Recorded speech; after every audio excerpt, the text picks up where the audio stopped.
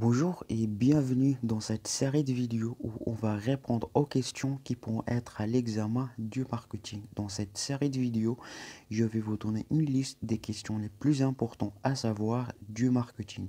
Je vais vous montrer comment répondre à chaque question et je vais vous expliquer la réponse en détail comme ça pour bien comprendre. Alors, on est arrivé à la neuvième question. Donc, la neuvième question dit présenter et expliquer le cycle de vie d'un produit. D'accord? Donc, pour répondre à cette question, dans cette vidéo, on va voir premièrement qu'est-ce que signifie un cycle de vie d'un produit. On va voir les différents éléments du cycle, ou bien les différentes phases du cycle de vie d'un produit. On va voir les différentes stratégies que l'entreprise fait dans chaque phase, avec un exemple, bien sûr, pour que vous arriviez à bien comprendre. D'accord? Donc, on va commencer avec la définition du cycle de vie. Donc, le cycle de vie d'un produit regroupe l'ensemble des étapes par lesquelles passe un produit depuis son lancement dans le marché jusqu'à la fin de sa production. D'accord? Qu'est-ce que signifie ça?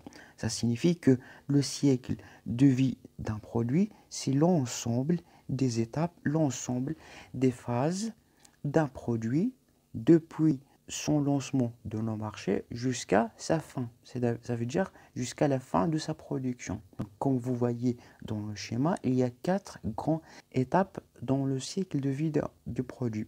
Il y a la première phase, c'est ce qu'on appelle l'introduction ou bien la phase du lancement. Deuxième phase, c'est la phase de croissance. Troisième phase, c'est la phase de la maturité. Quatrième phase, c'est le déclin. D'accord? Donc, je vais essayer de vous expliquer chaque phase, qu'est-ce qu'il y a dans chaque phase et les différentes stratégies que l'entreprise doit faire dans chaque phase. D'accord? Donc, on va commencer avec la première phase. La première phase, c'est la phase du lancement. Comme vous voyez dans la courbe, voilà, la courbe est très réduite. Donc, dès qu'on lance un produit sur le marché, il n'est pas encore connu. Donc, les ventes sont pas beaucoup. Les ventes sont très faibles, mais l'entreprise, il continue, il fait de la promotion. Qu'est-ce qu'il fait? Il fait la promotion, il fait la publicité. Donc, il y a toujours des coûts très élevés. Alors là, les coûts que l'entreprise supporte sont beaucoup très élevés par rapport aux gains, par rapport aux ventes. Les ventes sont très bas parce que c'est un produit nouveau dans le marché, mais en même temps, l'entreprise continue à faire la publicité et à dépenser beaucoup d'argent, même s'il n'y a pas de gains. L'entreprise doit toujours continuer à faire la publicité pour arriver à leur clientèle cible, même s'il n'y a pas de gain. D'accord? Alors, dans cette phase de croissance, là, le produit commence à être connu par les consommateurs. Alors là, les ventes sont en train d'augmenter. Donc, les ventes sont en train d'augmenter.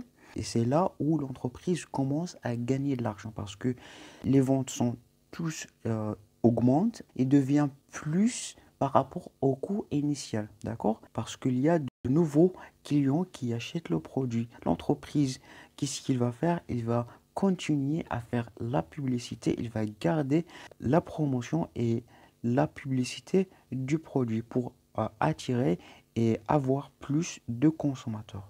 Et après, c'est la troisième étape, ou bien la troisième phase, c'est la phase de maturité. Donc, le produit ou bien l'entreprise arrive à atteindre le maximum des consommateurs dans le marché. Donc, les ventes ne croient plus, mais ils stagnent. C'est-à-dire, l'entreprise a arrivé à atteindre la plupart des consommateurs dans le marché. Donc, il n'y a pas de croissance après. Donc là, qu'est-ce que l'entreprise essaye de faire? Parce qu'il y a aussi de la concurrence avec d'autres produits. Qu'est-ce que l'entreprise fait dans cette phase pour encourager des personnes à encourager? Parce que le produit est déjà mature dans le marché. Il y a déjà des consommateurs qui ont acheté et qui ont consommé le produit.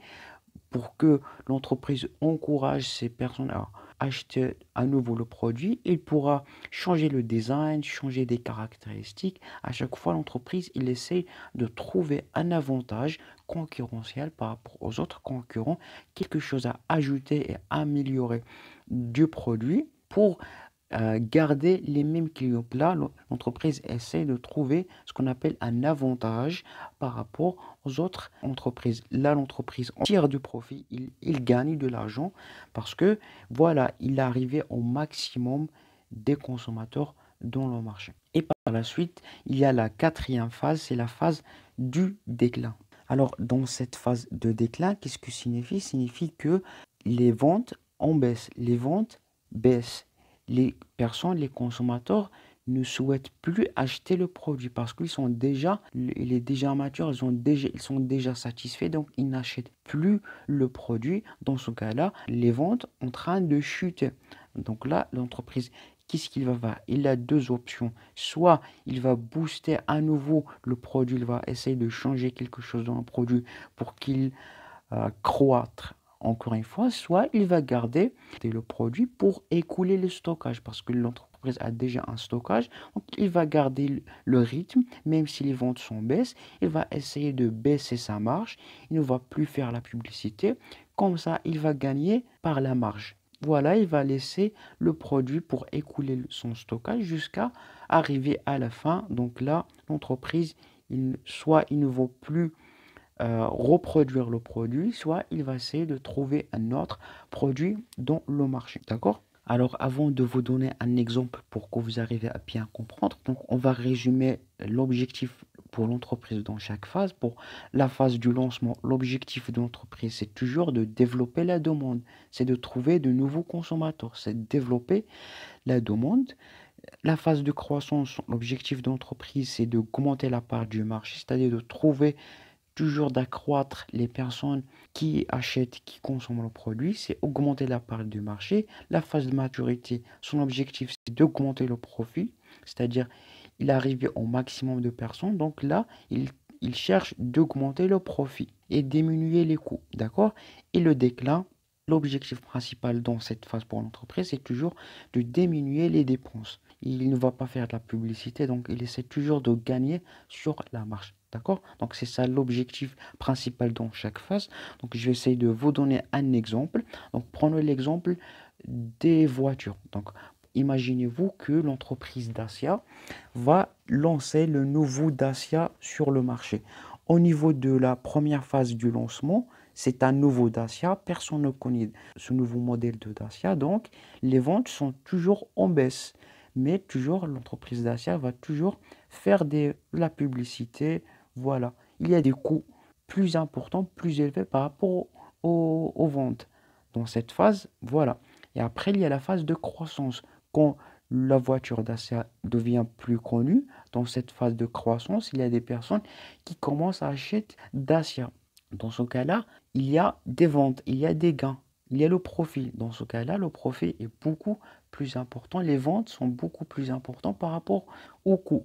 Et après, il y a la phase de maturité. La phase de maturité, alors là, l'entreprise Dacia a arrivé à atteindre le maximum possible des consommateurs qui peuvent acheter leur voiture. Donc là, il est arrivé au top, il est arrivé au sommet.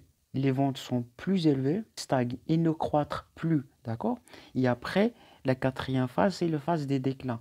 Alors là, l'entreprise Dacia a deux choix. Soit il va renouveler son modèle, va ajouter quelques options pour qu'il croître en plus, pour qu'il y aura plus de croissance, soit il va laisser le produit même.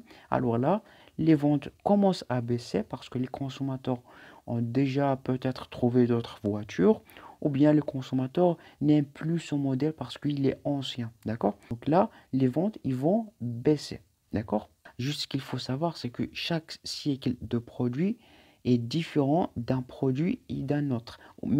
Même la période de chaque phase est différente d'un produit à un autre. C'est complètement différent d'une entreprise, d'un produit et de chaque phase. D'accord? Donc, en général, c'est ça les différents éléments, les différentes phases du cycle du produit. J'espère que vous l'avez compris. Si vous n'avez pas encore compris une partie du marketing, donc je vous laisserai une playlist qui contient toutes les parties que j'ai expliquées jusqu'à maintenant. Si vous avez encore des problèmes à comprendre la manière dont moi je vous explique en français, j'ai déjà expliqué une méthode qui vous permet de parler français couramment en seulement 30 jours. Je vous laisserai le lien dans la description. Allez, je vous dis bon courage et à la prochaine vidéo.